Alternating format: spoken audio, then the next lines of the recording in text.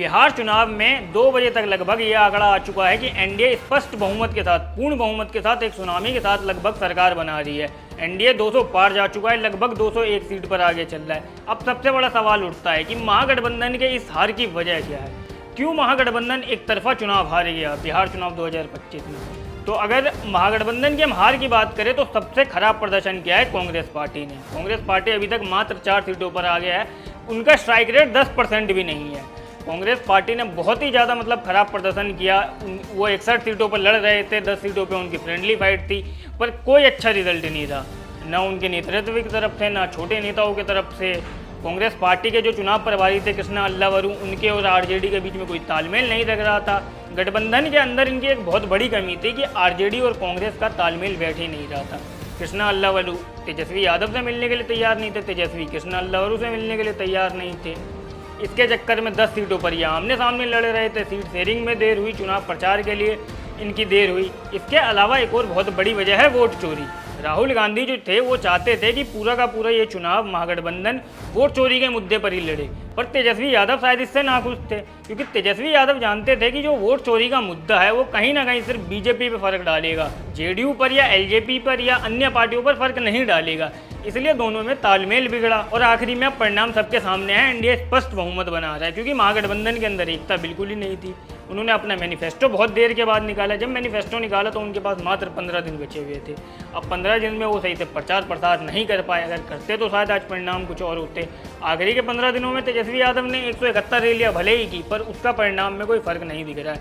अभी तक तेजस्वी यादव भी 1-2 राउंड में पीछे दिखे हैं। अब उनकी तो फाइट चली रही है। अगर हम कांग्रेस पार्टी की बात करें तो कांग्रेस पार्टी अभी तक मात्र 4 सीटों पर आगे चल रही है। कांग्रेस पार्टी से ज़्यादा तो असदुद्दीन ओवैसी की party all India Majlise Ittehadul Muslimeen आगे चल रही है। उनके 5 कैंडिडेट सीमांचल क्षेत्र से आगे चल रहे हैं। पर महागठबंधन जो है पूरी तरीके से ऐसा लग रहा है कि कोलैप्स कर गया है। उन्होंने तेजस्वी को मुख्यमंत्री बनाया था, मुकेश सहनी को मुख्यमंत्री बनाया था। ये एक तरीके से ऐसा लग रहा है कि कांग्रेस पार्टी ने हरियाणा रिपीट कर दिया है। पिछले साल हरियाणा में भी यही हुआ था। आम आदमी पार्टी जो थी उनके साथ गठबंधन की बात चल रही थी, राघव चड्ढा से बात हो रही थी, 5 सीट 10 सीट। राहुल गांधी बीच से निकल के अचानक गायब हो गए, जैसे बिहार में 1 महीने के लिए गायब हो गए थे। उसके बाद गठबंधन नहीं हुआ। कांग्रेस पार्टी और बीजेपी में 1% का फर्क था चुनाव जीतने के बाद, और लगभग 2% वोट तो आम आदमी पार्टी ने ही काट दिए थे। यही चीज़ रिपीट हो गई है बिल्कुल यहाँ पर। जैसे वहाँ पर कुमारी शैलजा में और दीपक हुड्डा में नहीं बन रही थी, यहाँ पर भी कृष्णा अल्लावरू में और बाकी नेताओं में कांग्रेस की नहीं बन रही थी, ना उनके अपने गठबंधन में बन रही थी।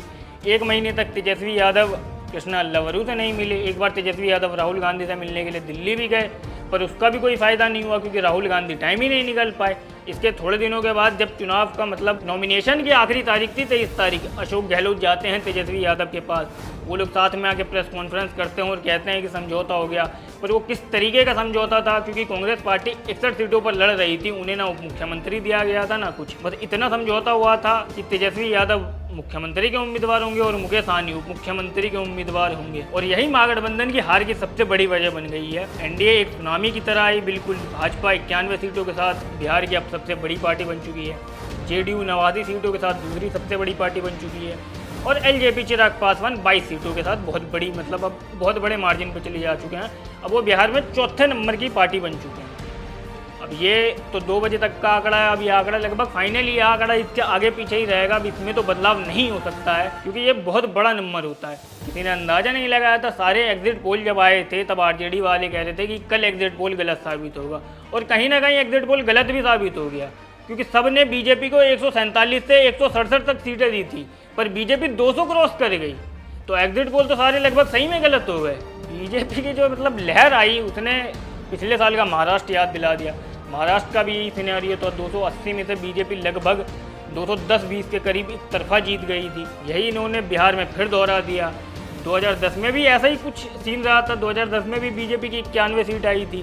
2025 में भी बीजेपी 91 सीटों पर आगे चल रही है। वहाँ पर भी लगभग 208 सीटें बीजेपी ने 2010 में जीती थी, और 15 साल सत्ता में रहने के बाद भी बीजेपी ने वही रिपीट कर दिया। कोई एंटी इनकम्बेंसी देखने को नहीं मिली। ये बताती है कि बीजेपी बहुत ही मजबूती के साथ अब बीजेपी का गठबंधन एनडीए बिहार के अंदर खड़ा है, और शायद अब 5 साल तक तो खड़ा ही रहेगा। 5 साल के बाद तेजस्वी बाउंस बैक कर पाते हैं नहीं कर पाते, अब ये तो बात की बात। बाकी आप ऐसी ही तमाम जानकारियों के लिए पॉलिटिकल पंचायत को सब्सक्राइब करना ना भूलें।